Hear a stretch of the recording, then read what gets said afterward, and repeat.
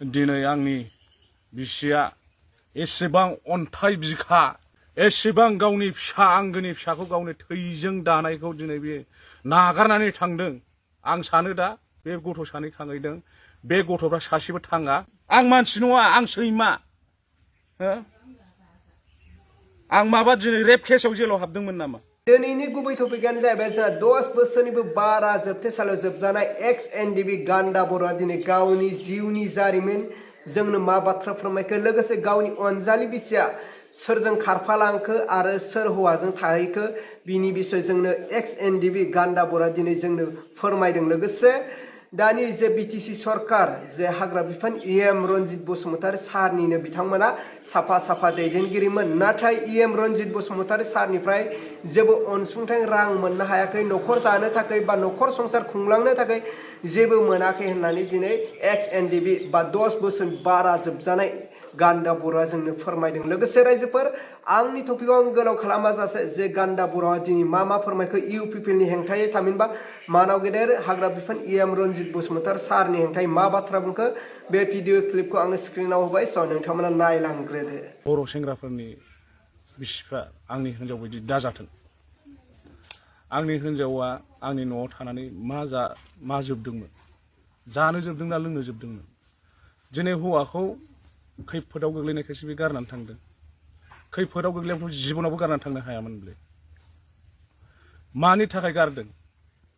बिथाङा बिथाङा आंनि हिनजावखौ रावबो नङा, बै बिथां लांनाय हिनजावा सासे एनडिबिनि हिनजावमोन। बोरै लांनो हाखो बियो? आं बिनि एन्सारखौ आं लुगैयो दा। बै मोनसोरगाव गामिनि सासे गावबुरा आरो सासे बिसिनाव गामिनि लिडारफोर साननाय गैयामोन नामा? सासे फिसाय गोनां, गथ' गथाय गोनां दाबो नायफै। बिसोरो दिनैहाय आं गोदानै बुङाखै, सिगाङाव बुंखादों। बे बिथांमोना दिनैसिम जोंनि रायजोजों बा आंजों मानो दिनै रिप्लाइ खालामलायनो हायाखै, रायलायलायनो हायाखै बेफोर खोथाखौ?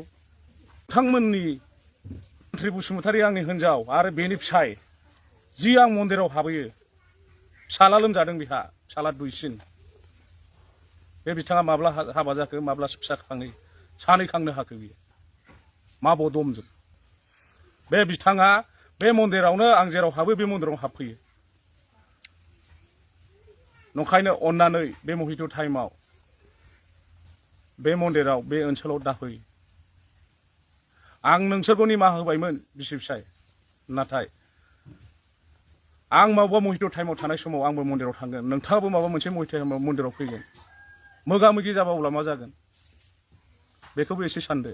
आं दिनै आंनि हिनजावनि थाखाय गान्थ्रि बसुमतारीनि थाखाय आङो दिनै बार खावलायगासिनो दंखायो। नोंथांमोनहा जुदि बे साखाथि बाखाथि फैनानै लायोबा, जुदि माबा मोनसे बुहुलाव जाफ्लांबा मोगा मोगि, बेखौ आंनि दाय हमनो मोननाय नङा। आं रायजोफोरनाव खावलायखायो आरो खुलुमो। आं बे दाया आंनाव मोनसेबो थानो मोननाय नङा। जाय बिथाङा जुदि बिखा बिख्लोनिफ्राय गावनि थैनिफ्राय गोजान जाजादों, दा बिथाङा जुदि बे मन्दिराव फैनानै जुदि मोगा मोगि जायोबा, माबा मोनसे जायोबा आं निमाहा होनाय नङा। दाथ' फैमाराखैनो, बेखौथ' हाजारबार खावलायबाय, हाजारबार रायजो राजाफ्रा आंनि कमेन्टखौ बेसेबां खोनासंबावनो बेबायदि जाबाय। नाथाय आंनाव दिनै आंनि बिसिया एसेबां अन्थाइ बिखा एसेबां गावनि फिसा आंगोनि फिसाखौ गावनि थैजों दानायखौ दिनै बे नागारनानै थांदों। आं सानो दा बेयो महापाप। बे गथ' सानै खांहैदों, बे गथ'फ्रा सासेबो थाङा आरो बेनि फिसाया माबा मोनसे जानानै एम्फौ दैनानै थैगोन आरो बे बिथां गान्थ्रियाबो एम्फौ दैनानै थैनांगौ। बे सिदा खोथाखा। आं बेखौ राइट खोथा बुङो। पापआ लासै नांगासिनो दङ। पापआ दा फिसाफोरनाव हमगासिनो दङ। फिसा सानैनाव हमखांनानै फिसायनाव हमगोन, बिनि उनाव बिसिनाव हमगोन। आं डाइरेक्ट बेखौ बुंखायो। बे आं जोबथेसालियाव थानायनि, मोदै रथ' गनायनि, हांमा सुरनांनायनि, सिमां मोगथां गाबफ्लांनायनि बेनाव, बे गान्थ्रि बसुमतारीनाव बे पाप दोखो नांगोन आरो पापआ नांगासिनो दङ। दिनै बिहा धोरोमबो खुलुमनो रोङा। बे गावनि फिसाय गदायजों खांहैनाय गथ'आ लोमजानानै दङ, बारा गोबाव गैला, थाबो दागाफैथों। आरो आंहा दिनै गाव हारसिङै मोदोम गोजाल' जेबो गैया, मिथिबाय? आङो जिउखौ सेक्रिफाइस खालामनो हायो आरो जोबथेसालियाव जेल जानाय जायैया गिदिर खोथा नङा। आङो बेखौ दिनै रायजो राजाखौ लानानै गाबोन फुङाव बिसोरखौ आङो एफआइआर खालामगोन। अननानै दोनदोंमोन, नाथाय आंनो गथ'फोर सानै दङ। आं गथ'फोर सानैखौ लानानै जिउखौ खुंलांनो सानदोंमोन, नाथाय गले बिसोरनि मोखां नुबाय थाबा रावबो जिरायनो गोसो जाया। बेखौथ' आङो जे जाबाय होननानै आङो माखासे रायजो राजानि सिगाङाव बुंदोंमोन जे जालांबाय आं बेखौ माबाथ'ला होननानै नाथाय बे गान्थ्रिया दिनैहाय आंजों नुजासे बै बनसंगुरि गामि सेलेखागुरियाव जि आं मन्दिराव थाङो बेबो मन्दिराव फैयो बेहाय बे फैथ'नो नांलामोन आंखौ अननानै मुहिथ' टाइमाव नोंनाव निमाहा बियो आं गान्थ्रि बे जायगायाव दाफै नोंनि फिसाया बेमार जादोंना आजार जादों गुबुनाव थां खिन्थु आंबो बाहायनो थाङो खिन्थु आंनि फिसालाया बे मन्दिराव बिनानैसो आंखौ जोबथेसालिनिफ्राय बख'नानै लानानै फैनाय नों बे जायगायाव दाफै मोगा मोगि जायोब्ला नोंनि संसाराबो जोबलांगोन आंनि संसाराबो जोबलांगोन आं बेखौ नोंथांनाव आं निमाहा बियो आङो बे जायगायाव दाफै होनबाय थादों आं नोंखौ अननानै दोनदोंमोन नाथाय आङो बेखौ गाबोन फुं समावनो आङो एफआइआर होसिगोन आरो नोंथांखौ आं अनलिया आं बे गान्थ्रि आंनि बिसिखौबो बेनि फिसाखौबो आं बिदि साव होआमोन बेनि फिसाया बिबारफोर बायदि बै बिबार बायदियाव नानियास आंनि फिसाजोआ बे समाव आङो जोबथेसालियाव थांबा 7 बोसोरल' राजाया 10 बोसोर 3 बोसोर देरसिन आं इसिबां खावलायबाय थादों बेखौ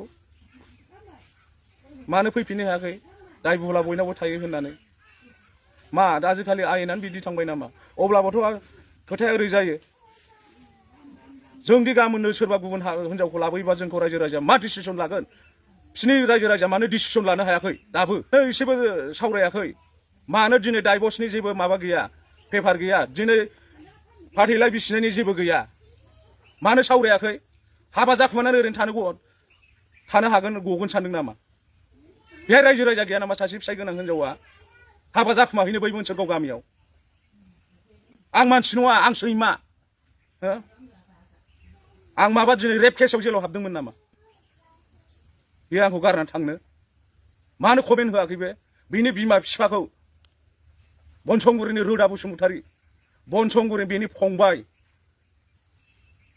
फंबाया दिनै लालाय गारलाय 3 हिनजाव लादों थंगा बसुमतारी होनो बेनि बिब'आ 7 जन हाबा लादों सिन्था खालामदो बेनि बिमानिया 4 हौवा गारदों टाइगारगुरियाव हाबा जानानै दं दा सिन्था खालाम जाथियाव थांबा बंस'आवबो थाङो होननाया बेबायदिनो दिनै बियो लाजासै गावनि गथ' गावनि थैजों सोरजिनायखौ गालांनो दिनैहाय बेनि बिमा बिफाखौ आंनो नायजोबोमोन जेथिया बिजामादैया जोबथेसालियाव आर्मि पुलिसजों हमजायो अब्ला बेयो बिसिनि न'खरा गासिबो सिलिंखार हा 3 बिगा दंमोन फिसाजोनो फानदों गान्थ्रि बसुमतारीनि बिमाया बे हाखौ सोर मोनखो बे हाखौ सोरनि फैसाजों बायखो दिनै बे हाखौ सोर फाननानै हिनजावनि केसआव सुनांखोबथेसालियाव NDBS-आव बेनि सन्जिब बसुमतारीया म्यानमाराव ट्रेनिं होनो होननानै थांदोंमोन हमजादों 1 लाख फैसा थांदों सोर होखो बे फैसाखौ जोबथेसालिनिफ्राय गबोनानै जोंनि बड'फोरनि लाब्रानि फिसाजोखौ बोरै हाबा खालामनो मोनफैखो खोथाया बेसो जादों आं मानसि नङामोन गान्थ्रि नोंथ' गान्थ्रिसो रुवाथि थानानै जाबाबो आग्रो मोनाखै नोङो दिनै इसे मोजां न'खरखौ गारनानै गुबुन हौवाखौ लायनानै बिराद गोजोननाय दङ खिन्थु खोथायाव ओरै फैयो माने खावनानै जायोबा सोब फिथाइया गोथावसिन जायो बे मोनसे फैयो बिथाङाबो दिनै खावनानै जागासिनो दङ दा बे कुइसनखौ नोंनो सिन्था खालामदो जाय बिथां सन्जिब बसुमतारी गान्थ्रिनि फंबाय दुइसिन बे बिथाङा जेथिया म्यानमाराव ट्रेनिं जागासिनो गुवाहाटियाव हमजादों ट्रेन स्टेसनाव बेनि फंबाया आं नङाबा बोरै गबोगौमोन 1 लाख फैसा गारनानै आङो उकिलनो होनानै बेखौ आङो 3 मासजों बख'नानै लाबोदों सोरमोन बियो गान्दा नंगौना नङामोन गान्थ्रि नों माबनिफ्राय नोंनि नोमफाया दंफां हानानै जायोमोन नाथुर गरनानै जायोमोन आइया बिखुनजोआ आलाय सिलाय